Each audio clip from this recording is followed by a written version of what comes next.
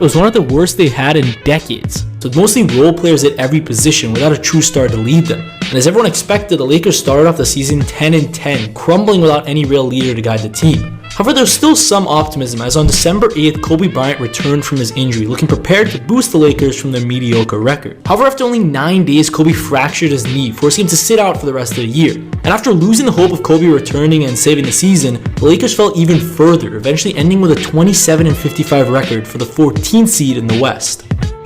Returns to the lineup, and then, just the other day, a fracture in his left knee, which now the Lakers are saying will keep him out of the lineup for 6 weeks.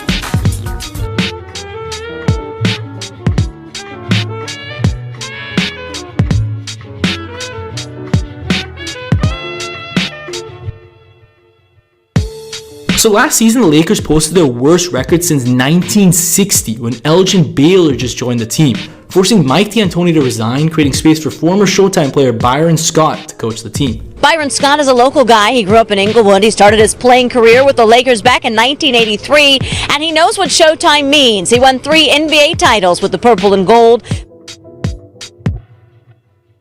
So once again, following their failed Superteam experiment with Dwight and Nash, the Lakers decided to go big during free agency, chasing both Carmelo Anthony and LeBron James. But this time, the stars were unwilling to join the Lakers and ended up signing with other franchises, leaving the Lakers once again with a mediocre team.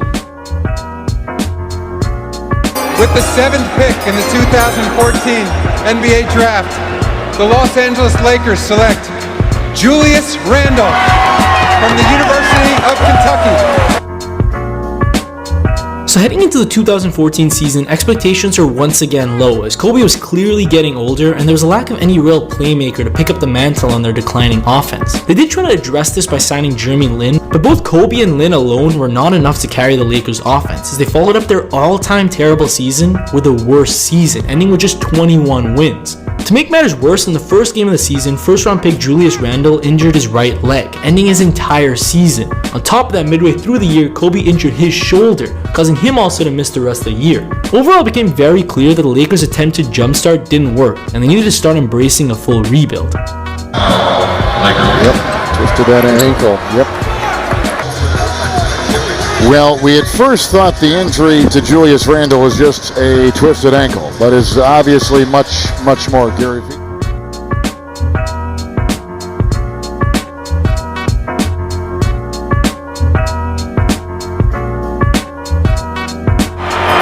With the 2nd pick in the 2015 NBA Draft, the Los Angeles Lakers select D'Angelo Russell from The Ohio State University. Heading into the next season, the Lakers were clearly at their lowest point in franchise history. But they did have some young talent which they can grow into a decent team, including D'Angelo Russell, Julius Randle, and Nick Young. However, it was clearly the end of the long Kobe dynasty, as it was expected that this would be Kobe's last season, a fear which was later confirmed in November. And effectively, the rest of the season became Kobe's farewell tour, as the Lakers were clearly in no position to even attempt to contend for the playoffs. And they ended up finishing with a franchise-worst 17 wins, beating last year's record for worst season.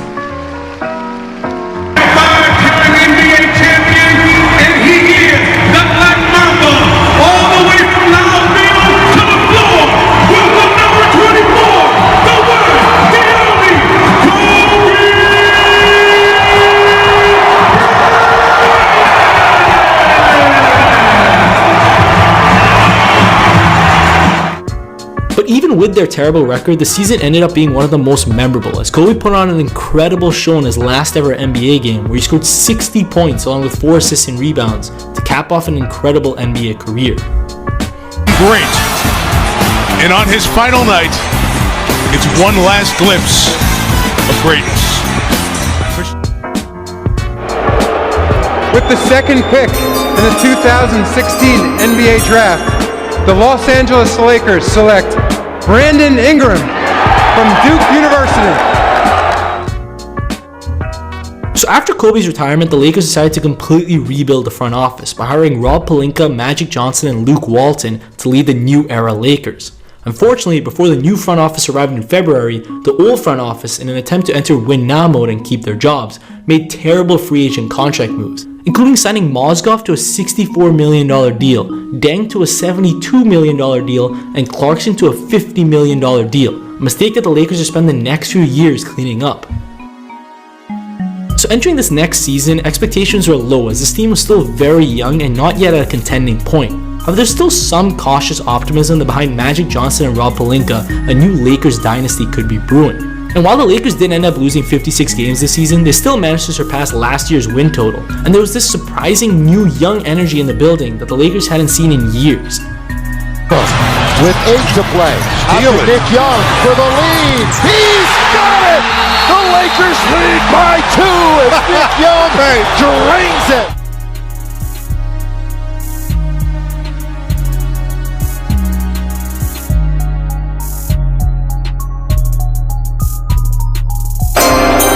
With the second pick in the 2017 NBA Draft, the Los Angeles Lakers select Lonzo Ball from UCLA. Entering the 2017 season, expectations were at an all-time high, as hype was exploding around UCLA rookie Lonzo Ball. Lonzo's meteoric rise to stardom was a combination of both his father, LeVar Ball's outrageous statements that his son was better than Steph Curry and he himself could beat Michael Jordan, but also because Magic Johnson had claimed that Lonzo had the highest basketball IQ of any point guard, and Lonzo had proven it early in the summer league, setting league records for his play. On top of that, the Lakers further showed their dedication to Lonzo by trading away their star point guard D'Angelo Russell, creating as much space as possible for Lonzo to take over. Overall, in one offseason, Lonzo had become the most hyped rookie prospect since LeBron James in 2003. And suddenly, reasonable expectations for a young, growing team were out the window, as fans expected Lonzo to lead the Lakers into the playoff picture like a young LeBron. And as many of you could have guessed, Lonzo failed to live up to this insane hype, as the Lakers didn't qualify for the playoffs. However, from a reasonable perspective, the season was actually a decent success, as the Lakers' record improved once again, and their young core looked incredibly promising for future years. It has it in all kinds of trouble. Finds Lonzo for 3. In there! Lonzo and the Lakers. On top, working Murray. Lonzo for 3. Bam! Yes! Lonzo is feeling it, and so are the Lakers.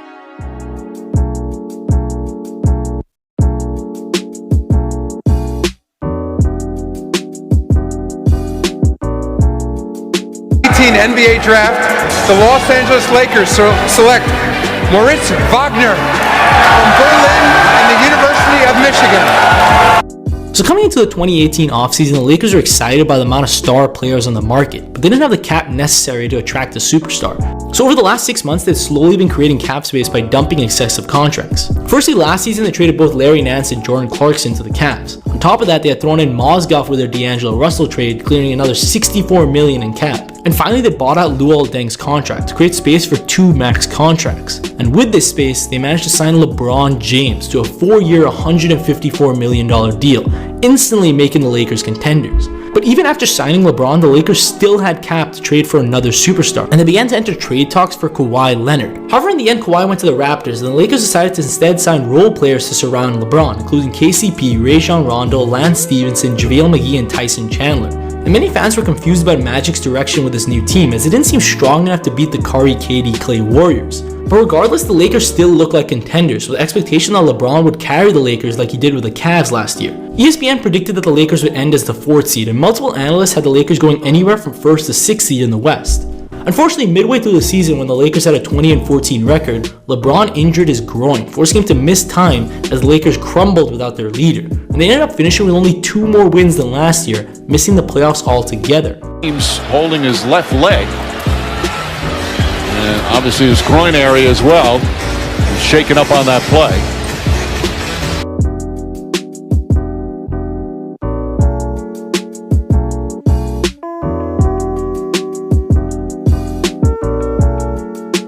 After the season, a surprise move, Magic Johnson decided to step down from his role in the front office after his disappointing season last year.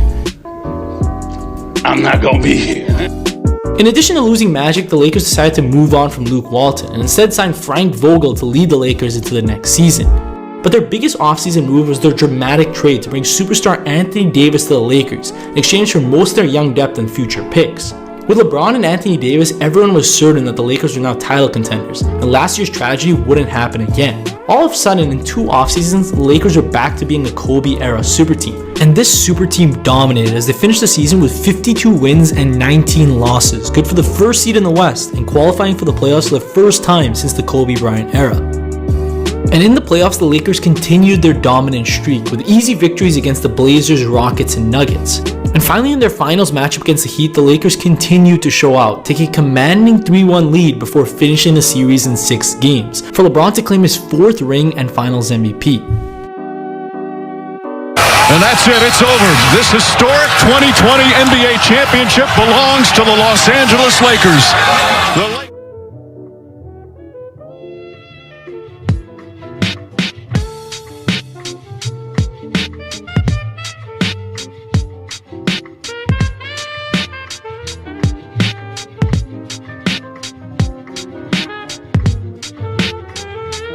Coming into the next season, on paper, the Lakers are a better team than last year, with a lot of added depth and experience. But this time, the Lakers got very unlucky, with various injuries to both Anthony Davis and LeBron James. And when the Lakers' 2 main stars weren't on the court, their entire team collapsed, leading them to the 7th seed in the West with only 42 wins and 30 losses. But still, hopes were high for a decently far playoff run, especially since LeBron was healthy going into the playoffs, and they did manage to barely beat the Warriors in the play-in with this crazy shot to win the game. By Green, throws it back up top. James puts up the 3. Oh, it's gone! LeBron James from downtown! But then in the first round, the Lakers had to face the Suns. And at first it seemed that the Lakers had it in the bag, especially after their Game 3 performance. But after that, the Suns just completely took off and dominated the last 3 games to win the series. And it is the first round series that LeBron James has lost in his career. So everyone just thought the Lakers had a bad series this playoff, so maybe add a decent role player or 2 and run it back next season. But instead, the Lakers decided to go big and add former MVP and 9-time All-Star Russell Westbrook to their lineup, making them one of the most dangerous teams in NBA history. On top of that, there are still rumors that the Lakers are looking to add either Kyle Lowry, Buddy Hield, DeMar DeRozan, and more. Overall, with a big 3 of 8-time All-Star and 4-time All-NBA Anthony Davis, along with a 9-time All-Star and 2-time All-NBA Russell Westbrook, plus the 17-time All-Star and 13-time All-NBA LeBron James, it seems that this team is almost guaranteed a final spot. Let me know in the comments if you think the Lakers are going to win it all this season, but I'll see you guys next time. Peace.